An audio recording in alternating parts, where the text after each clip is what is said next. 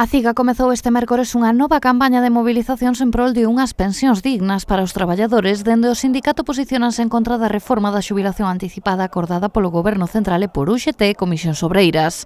Reivindicando o tema das pensións, en dous motivos. Primeiro, o tema para os pensionistas que están en este momento, xa son activos e son pensionistas, que se lle garantice a súa pensión e que a revalorización das pensións sí que este ligada ao incremento do IPC e que non este a merced do goberno de turno como estaba cando estaba gobernando o Partido Popular. E por outro lado, o acordo alcanzado entre Comisións Obreiras, a UGT e o propio goberno no que se refira á xubilación parcial.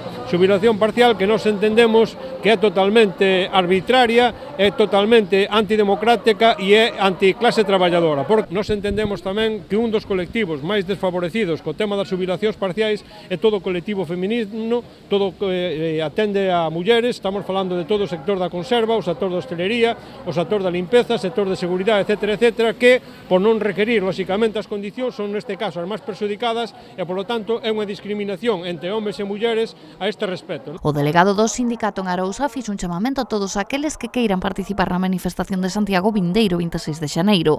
Bouzas sinalou que a CIGA organiza o traslado en autobuses ata a gran manifestación da capital e recordou a necesidade de que os interesados se anoten nas oficinas do sindicato.